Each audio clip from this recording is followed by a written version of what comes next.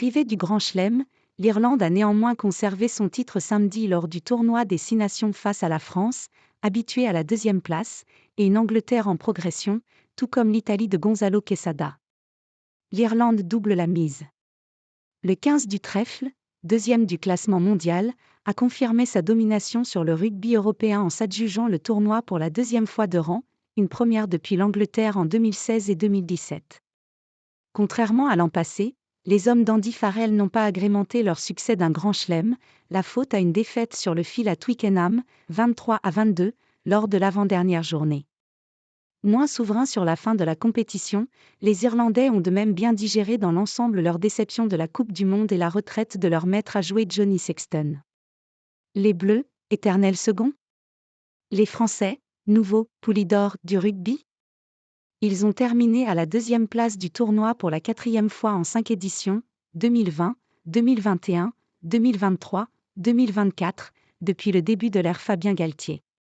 Celle-ci est plutôt flatteuse après un début de compétition chaotique, marqué par une défaite cinglante devant l'Irlande, 38-17, et un match nul inédit à domicile face à l'Italie, 13-13.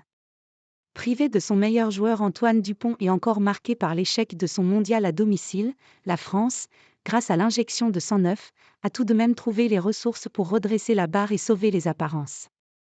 L'Angleterre retrouvée. Dans la foulée de sa 3e place à la Coupe du Monde, le 15 de la Rose a confirmé son renouveau, avec un jeu plus ambitieux que l'automne dernier.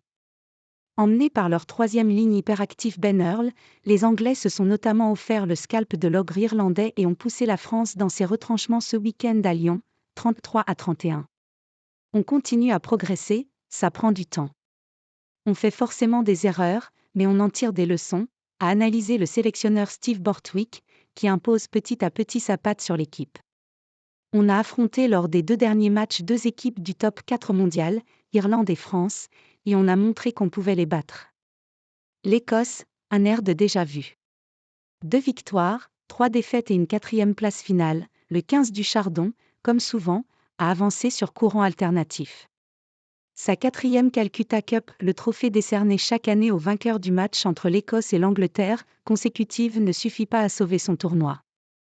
Battu en Italie, 31-29, les joueurs de Gregor Townsend ne parviennent pas à franchir le cap nécessaire pour pouvoir prétendre au titre. L'Italie, bilan historique.